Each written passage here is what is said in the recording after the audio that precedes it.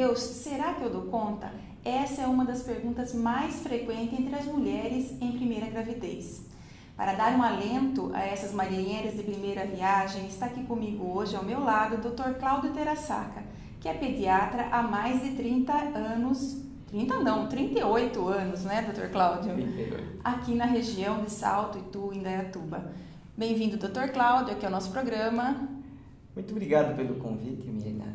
Eu agradeço muito essa oportunidade que o programa está dando para que a gente possa passar um pouquinho da nossa experiência para essas mães, como você disse, mães de primeira viagem, né? Então, doutor, o que a gente pode falar para essas mães para acalmá-las e dizer para elas que vai dar tudo certo no final?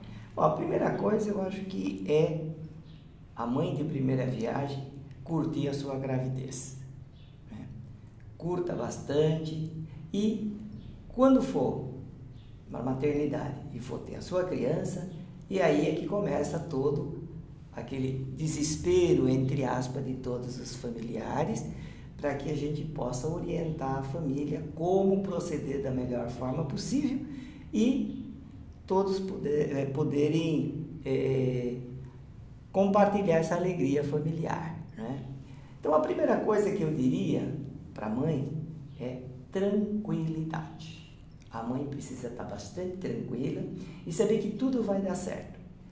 Confiar bastante, logicamente, no obstetra e, com isso, fazer, logicamente, a opção se vai ser parto normal ou se vai ser parto cesárea e que certamente tudo vai dar certo.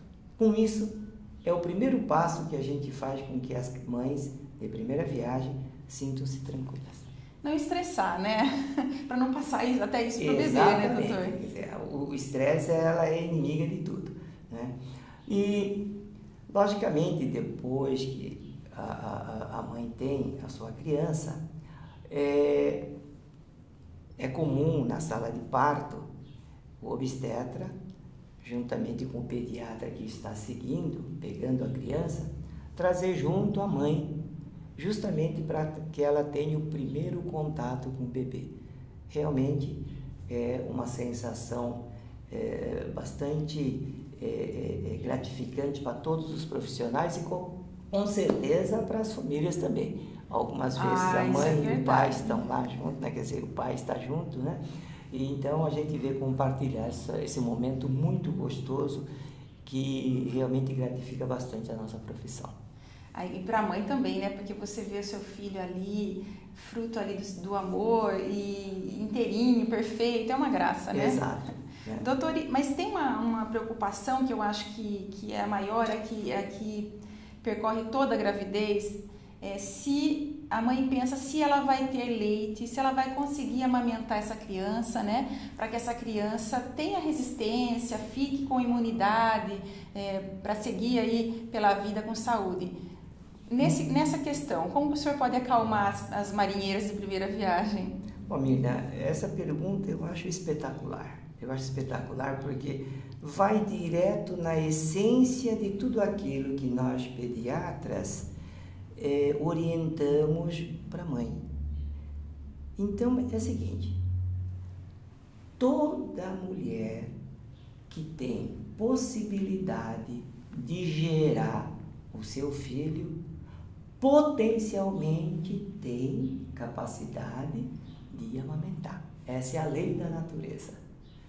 Então, com isso, é sempre a regrinha.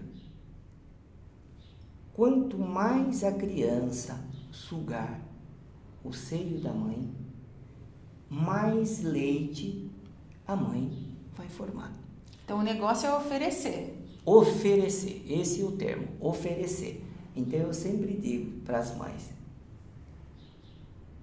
notou que a criança já está começando a chorar, começar a colocar no bico do seio. O estímulo para se formar o leite é justamente a sucção. Quando a criança começa a sugar, existe o estímulo que vai para o sistema nervoso central da mãe e automaticamente libera substâncias que faz com que forme mais leite.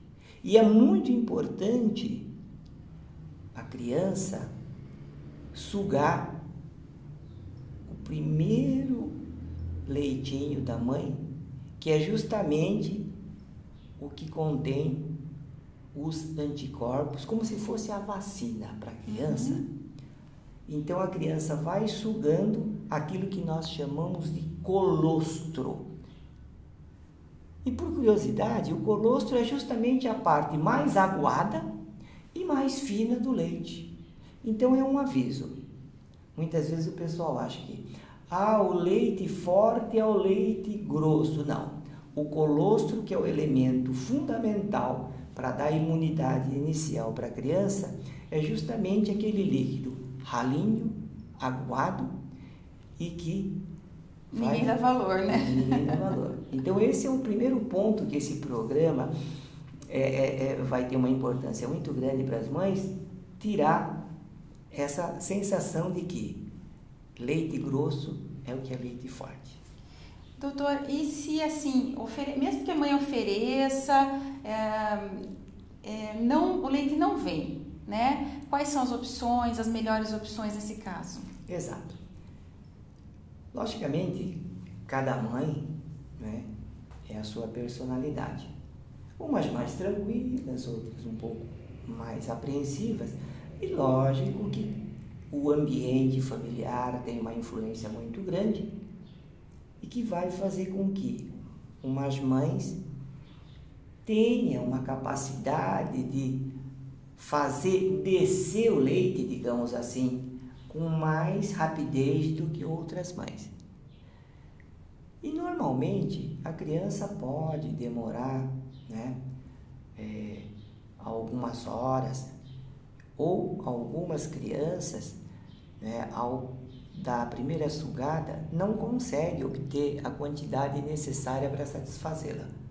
Então, essas mães que notam que a criança tem a dificuldade de sugar e a criança fica mais agitada, chorando, e a gente nota que, mesmo com todo o auxílio da equipe de enfermagem para dar aquele suporte para a mãe, então aí nesse caso a gente inicia como uma ajuda para a criança o leite artificial, mas sempre lembrando, tão logo já desça o leite materno, a gente deixa o leite artificial. Ok. E com relação ao sono? Porque uma das maiores preocupações da grávida é se o filho, se a criança, né, o recém-nascido, vai dormir e vai deixar, lógico, a mãe dormir, né? Claro que tendo em vista que vai ter que levantar, amamentar durante a noite. Mas assim, tem a questão das cólicas, né, que atrapalham o sono. Como é que a futura mamãe pode se preparar? Veja, é justamente nesse aspecto do sono que o leite materno tem a sua função também importante. Porque a criança que suga o leite materno, ficando saciada, ela fica tranquila. Então ela vai dormir tranquilamente. Só que tem um detalhe. Logo no início, a criança, ao sugar o leite materno, ela tem uma digestão rápida, porque o leite materno tem uma facilidade digestiva muito grande, faz com que a criança, nos primeiros dias, digamos assim, até no primeiro mês, ela sinta necessidade de sugar mais a cada 40 minutos, 50 minutos, a cada hora. Então é sempre lembrar, criança, o recém-nascido, ele quer mamar toda hora. E passou aquela horinha, ele vai reclamar, porque a única coisa que ele sabe é reclamar, chorar. Então, cada uma hora, a mãe vai oferecer. Mas aí existe aquela fisiologia. Quanto mais a criança suga, mais vai o estímulo para a mãe formar o leite. Então, essa regrinha. Suga, forma leite. Com essa velocidade, vai fazer com que o leite da mãe forme mais e automaticamente, com o decorrer do tempo, a criança vai ficando mais tempo tranquila e vai começar a dormir com mais tranquilidade. Agora, em relação à cólica, né, nós temos uma coisa interessante para informar para as mães de primeira viagem. A gente precisa tomar muito cuidado que no primeiro mês de vida, a criança começa, após os seus 15, 16 dias, a criança começa a dar aquela retorcidinha, começa a ficar um pouquinho mais vermelhinha, como se fosse aquela sensação de que tivesse uma dor. Coitadinhos. Mas, na verdade... Eles sofrem, doutor. Mas isso aí é uma coisa fisiológica, né? É o início do processo de maturação do intestino. E é isso que eu sempre oriento.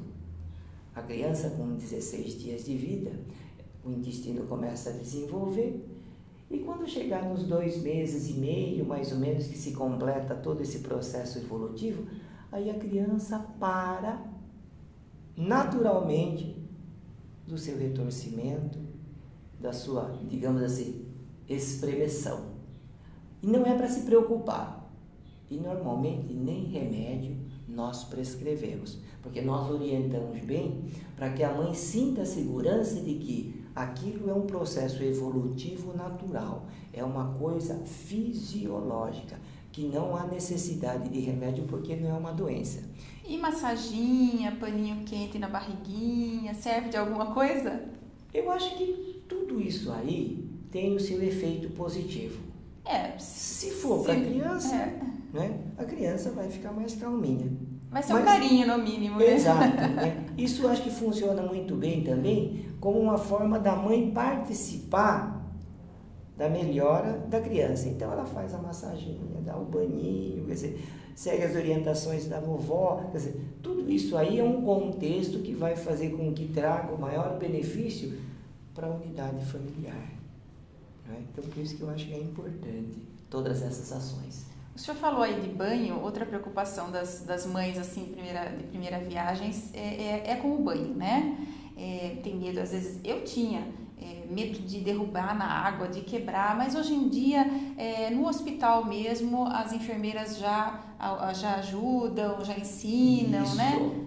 Aquilo que as mães de antigamente faziam com suas filhas, hoje o hospital já oferece, exato, né? Tudo é fruto do processo evolutivo, não é? Então, hoje existe em todos os hospitais aquela equipe que dá o suporte para as mães de primeira viagem.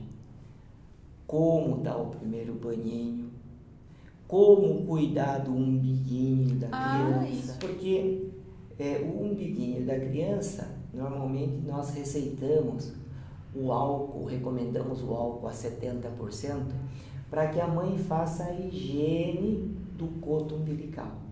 E normalmente a mãe, quando vê o umbiguinho, ela se sente até um pouquinho temerosa de mexer, mas não há problema nenhum. Pega o umbiguinho, limpa com álcool. Normalmente a cada troca de fralda a mãe limpa ao redor do umbigo com álcool a 70%. Em média, depois de uma semana, o umbiguinho cai. E aí que é importante esse programa para a gente poder orientar. Caindo o umbiguinho, é comum ainda ficar uns 5, 6 dias sujando a fralda com um pouquinho de sangue. Existe um sangramento muito pequenininho, né? E que depois desse tempo ela cicatriza normalmente, né? Enquanto isso vai usando o álcool. Depois de 5 dias que caiu, já não existe nem aquela manchinha de sangue que pode ocorrer. Que é natural. Que é natural. Né? Uhum. Muitas vezes, quando cai o umbigo, existe ainda a eliminação de uma secreção. Então, nesse caso, logicamente, a mãe vendo que alguma coisa não está indo bem, ela vai procurar o pediatra, e aí o pediatra vai orientar um bastãozinho de nitrato de prata para se cauterizando, e aí existe a cicatrização normal. Né? E se porventura a gente notar que existe a possibilidade de uma hérnia de umbigo, a gente também vai orientar a mãe de primeira viagem sobre toda a evolução que esse umbiguinho possa desenvolver no futuro. Doutor, e as vacinas? O calendário de vacinas? Exato. É uma outra evolução do sistema de saúde. A cada tempo, a gente está vendo um aprimoramento e um suporte maior no calendário vacinal. É muito importante que ou a Secretaria da Saúde Estadual ou o Ministério da Saúde ouçam mais a Sociedade Brasileira de Pediatria, mais notadamente o Departamento de Imunização. Por quê? Porque com esse intercâmbio existe a possibilidade de oferecer para a população um calendário mais completo da vacinação. É importantíssimo que as crianças sigam o calendário. Quer dizer, já no hospital, o recém-nascido, em muitos hospitais é comum já se fazer a BCG e da hepatite B. Então, a criança está no hospital e quando já sai vacinada, normalmente com essas duas vacinas.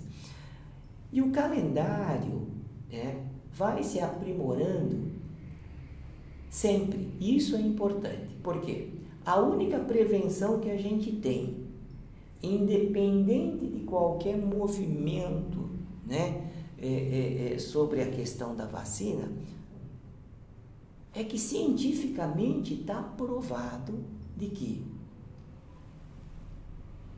a proteção da criança para que de um bebê ele se torne um adulto saudável é seguindo o calendário vacinal. Quanto mais vacinas a criança tomar, certamente a imunidade dessa criança será maior. Então, sempre vacinar e seguir o calendário. Vai no posto ou mesmo do hospital, já recebe aquele caderninho e depois, feito a vacinação inicial no hospital, vai-se ao posto de saúde mais próxima do local de residência, do seu bairro, e aí a equipe de enfermagem vai colocar todas as datas de todas as vacinas para que as mães não esqueçam de vacinar no dia certo que está anotado. E não custa nada, né, doutor? Exatamente. É muito bem colocado, porque não custa nada para a família e isso vai ser uma coisa importantíssima para o futuro da criança para se tornar um adulto saudável. Ok, doutor Cláudio, muito obrigada pela sua presença aqui e obrigada a você que nos acompanhou aqui. Se você gostou do nosso programa, comente, dê um like e se inscreva no nosso canal. Até o próximo!